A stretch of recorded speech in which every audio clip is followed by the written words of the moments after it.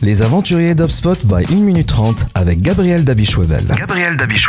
Bonjour à tous, je suis ravi de vous accueillir pour un nouveau numéro des aventuriers d'HubSpot. Salut Rémi, comment vas-tu? Très bien, et toi Gabriel?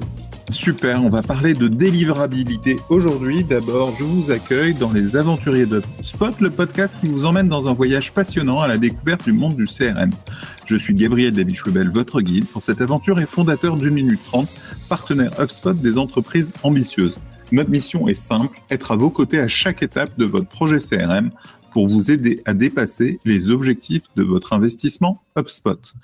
Rémi, la question de la délivrabilité est une question importante dans le monde du CRM à travers l'envoi des emails et le fait de recevoir les emails. Qu'est-ce que ça veut dire la délivrabilité et quels en sont les critères? Alors, quand on parle de délivrabilité, on parle pas que d'email, on parle aussi de délivrabilité de SMS, mais on va se concentrer aujourd'hui sur la délivrabilité des emails. C'est tout simplement la capacité à un email marketing ou un email quelconque d'arriver jusqu'à son destinataire. On ne parle pas de l'ouverture, on ne parle pas du clic, mais au moins arriver dans la boîte aux lettres du destinataire, c'est-à-dire qu'un facteur a été déposé dans la boîte aux lettres, le pli ou l'enveloppe avec le contenu à la bonne destination.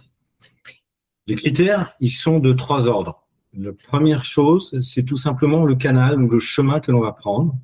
La deuxième, ça va être l'enveloppe, c'est-à-dire la façon dont on va avoir enrobé le mail, et puis le contenu même de l'email, c'est-à-dire le message que l'on porte.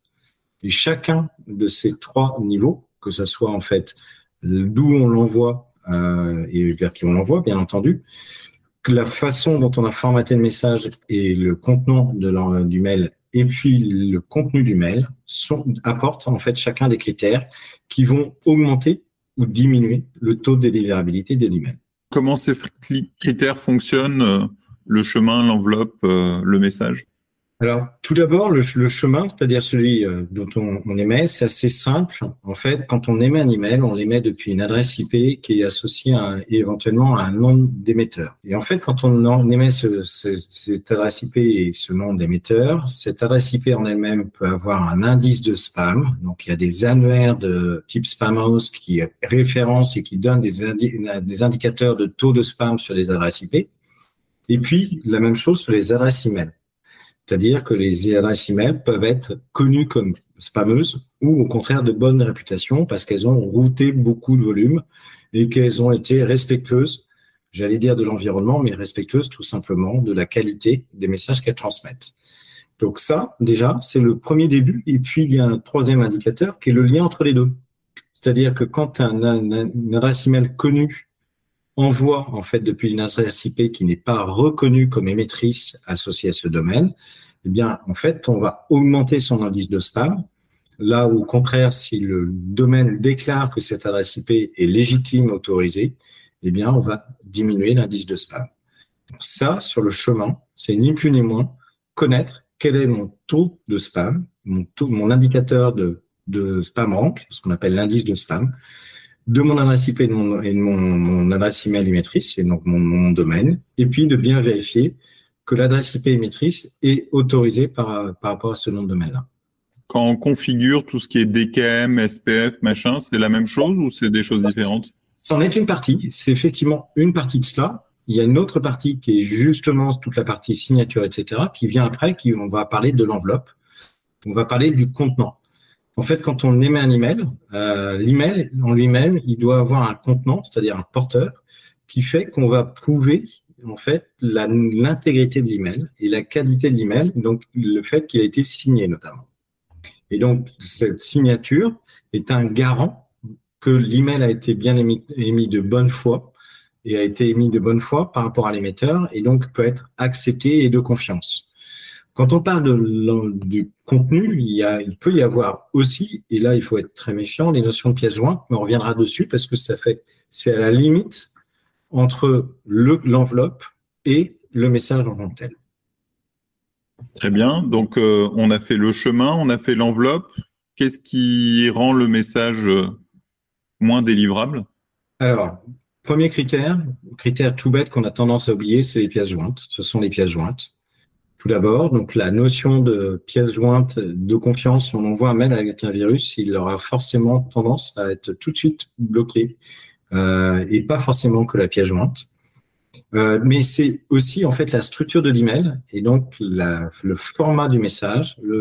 Si on a un message qui va être que en image, on va augmenter son spam rank. Si on a des images qui n'ont pas de balise de lecture, ce qu'on appelle des balise title, on va augmenter son spam rank. Si le message est trop court, contient des mots grossiers ou des mots particuliers, on va augmenter son spam rank. Si on contient des expressions, voire des ponctuations particulières dans le titre, on va augmenter son spam rank.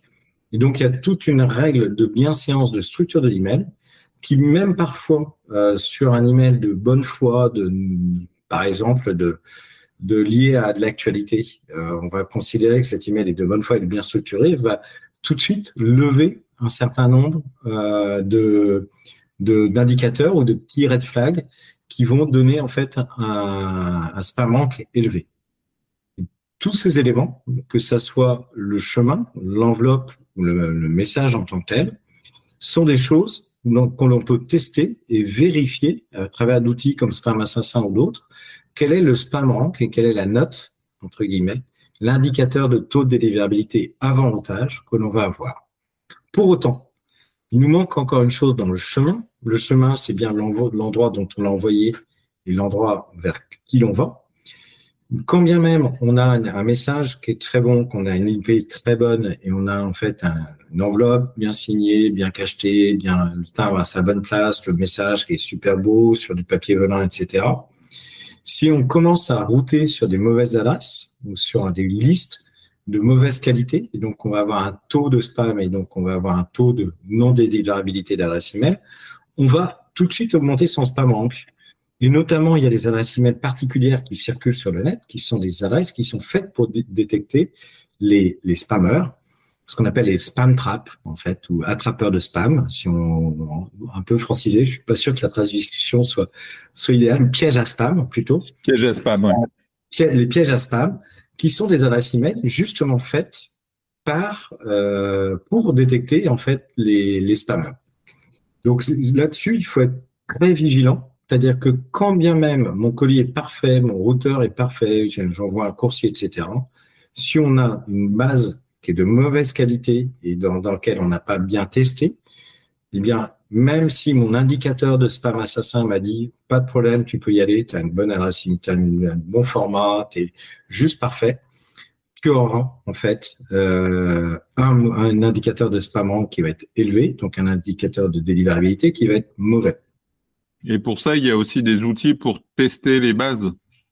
Il y a aussi des outils qui testent les bases et il y a de nombreux outils là-dessus, comme Email List Verify ou des choses comme ça.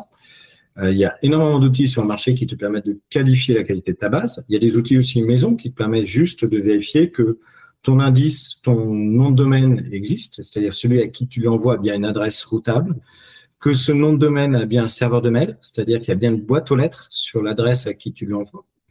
Et puis après, on ne sait pas si au-delà de la boîte aux lettres, on ne peut pas toujours vérifier si la personne existe. Et ça, il y a des outils qui vont nous permettre de le vérifier dans certaines limites, parce qu'il y a des outils notamment qui sont faits pour masquer les utilisateurs finaux. Je pense à des outils comme Men in Black ou autres, où quand tu envoies une adresse email à quelqu'un, avant même de te dire cette personne existe, il va te demander de montrer patte blanche et de valider manuellement le fait que tu envoies cette mail à cette personne-là, pour garantir en fait que tu n'es pas un robot et que tu es justement t'as un parapluie des mails marketing que tu ne souhaitais pas à ce titre.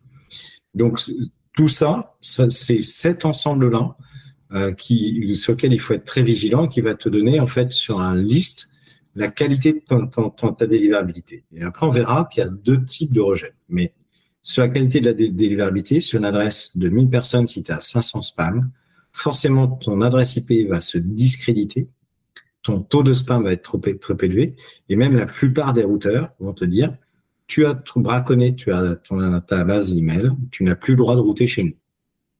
Et à contrario, si tu as 1 million de mails, tu as 3 spams, au contraire, ton indice de confiance va augmenter, ni plus ni moins. Et oui, et puis des acteurs comme HubSpot vont même t'interdire de conserver ton abonnement au passage. Bien sûr, mais c'est vrai pour HubSpot, c'est vrai pour Mailchimp, c'est vrai pour énormément d'outils qui, dès que tu sors un tout petit peu des règles de bienséance, vont te demander d'aller router ailleurs, si je puis me permettre l'expression. J'ai dit router, j'ai pas dit brouter. Alors justement, une fois que tu as tout bien mis en place, tu as testé ta délivrabilité, tu as testé tes listes, tu envoies des mails de qualité, quel type de rejet tu peux quand même avoir et comment tu peux les traiter? Alors, je ne sais pas si on va pouvoir les traduire. Ces termes, je les ai toujours entendus en anglais. C'est ce qu'on appelle en fait le rebond ou le bounce, dans lequel on a deux types. Le hard bounce, c'est-à-dire globalement, on sait que cette adresse email destinatrice ne sera jamais disponible et donc ça ne sert à rien de réessayer. C'est typiquement un nom de domaine qui n'existe pas, un serveur de mail qui n'existe pas, etc. Le serveur de mail qui t'envoie va essayer pendant un certain temps, 72 heures de mémoire dans la norme. Puis au bout d'un moment, il va considérer que c'est pas le serveur de mail qui est tombé en face et qu'il y a juste pas d'adresse, il n'y a pas de serveur de mail, et donc il va te dire, ce truc-là, c'est du hard bounce, c'est pas routable. Donc c'est comme si tu es envoyé sur une adresse postale dans laquelle tu tombes en fait sur un sentier, il n'y a pas de bâtiment, tu te dis c'est mort, c'est mort. Et puis il y a ce qu'on appelle le soft bounce. Donc ceux-là, il faut directement les éliminer de la base de contact. Faut pas se poser de questions, il faut l'éliminer directement et surtout éviter de les ressolliciter parce que plus on les ressollicite, plus notre taux de bounce va augmenter, plus notre spamant va augmenter. Donc c'est quand même. Tu les élimines automatiquement ou il faut mettre en place une. Non, HubSpot va te les éliminer automatiquement, il va les détecter. Et donc le hard bounce, donc le rejet dur, va être systématiquement éliminé dans HubSpot sans que tu n'aies quoi que ce soit à faire. Après, on a le soft bounce. Le soft bounce, il est quelque chose d'un peu plus subtil. C'est qu'une adresse email peut, en fait, être dans un cas litigieux. Et ce cas litigieux peut être lié à une indisponibilité temporaire. D'abord parce qu'on n'a pas la preuve, on n'a pas la confirmation que l'email ou le destinataire existe, par exemple, ou plus simplement qu'il nous envoie, en fait, une boîte aux lettres pleine. C'est-à-dire, ça arrive régulièrement, moins maintenant qu'à une certaine époque, que les personnes, en fait, utilisent une boîte aux lettres avec une capacité limitée pendant la vacances, on sature le truc. C'est exactement comme quand on essaie de laisser un message sur un téléphone, le répondeur est saturé. Quand le répondeur est saturé, on se dit, on réessayera plus tard d'envoyer le message. Sur le soft bounce, c'est exactement la même logique. On va essayer de repasser un appel, 2 appels, 3 appels. Puis, si au bout de 3 appels à une semaine d'intervalle, on voit bien que le répondeur est toujours saturé, se dit, c'est pas la peine de continuer, on va arrêter là. Sur le soft bounce, c'est exactement la même logique. On va dire, passer un certain nombre de soft bounce successifs, dans lesquels on n'arrive toujours pas à délivrer une mail, on va dire que c'est en hard bounce et donc on arrête de le solliciter, sinon on va dégrader son spam rank. Et là, par contre, par rapport à ce que tu demandais tout à l'heure sur HubSpot, HubSpot peut le faire nativement, mais il y a quelques limites à cela et du coup, il vaut mieux faire une intégration un petit peu plus subtile avec des règles subtiles. HubSpot va te compter le nombre de rejets soft que tu as eu. Mais ce nombre de rejets soft, il n'est pas forcément continu. Tu peux avoir en fait un rejet soft, 3 bons mails, un rejet soft, 3 bons mails, un rejet soft, 3 bons mails. Et puis juste quelqu'un qui part en vacances souvent, quoi. Et voilà. Et au bout d'un moment, tu te retrouves avec 10 ou 15 ou 20 ou 200 rejets soft. En fait, pour faire ça, on peut mettre des indicateurs temporaires qui sont le nombre de bounce, de soft bounce, de rejets soft successifs. Et de façon à ce que si, à un moment donné ou à un autre, on s'aperçoit que l'indicateur qui est le nombre total de soft n'est pas bon, en fait, on remet le compteur à 0 dès qu'il y a un email qui est délivré correctement. Alors attention, la notion d'email délivré, elle est très subtile. Pourquoi ? Parce qu'il y a notamment des opérateurs et des constructeurs comme Apple, notamment comme iOS, quand ils te disent qu'un email est délivré, il n'est pas forcément délivré. Et à contrario, en fait, tu as des systèmes dans lesquels on va te dire que l'email n'a pas été délivré, mais il a été délivré. Donc c'est un indicateur dans le marché du mail qui est non fiable. Le clic, lui, est fiable. L'ouverture est non fiable aussi. L'ouverture, c'est souvent lié au fait que tu télécharges une image qui a été personnalisée ou un élément qui va te permettre de savoir que tu as ouvert le mail. Ça, en fait, tu as beaucoup de systèmes qui vont t'ouvrir le mail sans ouvrir les images, etc. Donc, l'email en local. Donc, ça veut dire que quelqu'un qui a pris son ordinateur, qui a son Outlook, qui se déconnecte d'Outlook et qui déconnecte du réseau et regarde l'email à côté, à aucun moment, logiquement, le mail va te dire il a été ouvert. Donc, la notion de réception d'email, la notion d'ouverture d'email sont des indicateurs à prendre avec les pincettes. C'est pour ça que c'est toi qui décides de les paramétrer dans HubSpot et qui crée tes scénarios plutôt que d'avoir un truc qui est automatique. Là.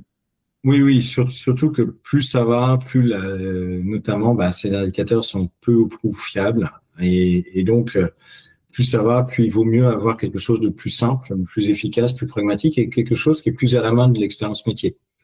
On sait très bien, par exemple, que la plupart du temps, la qualité des adresses dans une base d'embasée dans laquelle on a déjà des personnes en B2B à qui on envoie des contrats et à qui on échange des emails va pas forcément être la même qualité d'adresse que quand on envoie du B2C sur des personnes qui sont inscrites à un jeu concours et qui ont pu très bien, parce que le jeu concours était mal fait, avoir des minutes mail, des fake mails et autres, donc des adresses temporaires, des fausses adresses, etc., voire des spam traps qui sont tombés en vrac dans cette base.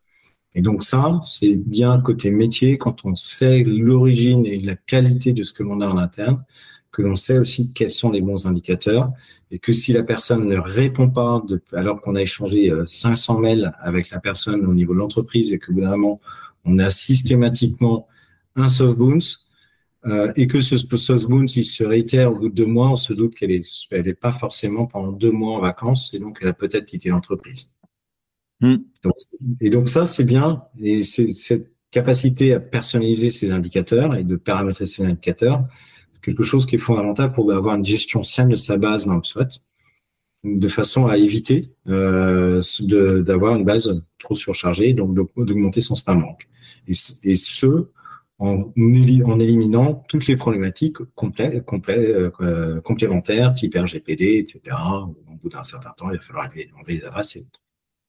On arrive au bout de cet épisode, on a adressé les critères clés de délivrabilité, le chemin, l'enveloppe, le message. On a parlé des pièges à spam, les spam traps. On a parlé des solutions comme Mailing Black qui créent une forme de proxy. On a parlé des soft bounce et des hard bounce. Est-ce qu'il y a quelque chose qu'on aurait oublié, Rémi? Alors, en fait, dans le domaine de la délivrabilité, quand on a parlé aussi des pièces jointes qu'il faut surtout pas oublier, c'est-à-dire qu'il faut être très vigilant sur les pièces jointes. Et puis, il y a toujours un sujet aussi dans la qualité d'un email, dans lequel on a beau avoir des outils qui vont te permettre de vérifier le rendu des emails. En fait, plus on a d'éléments extérieurs à l'email, plus on peut avoir aussi un critère de délivrabilité limité.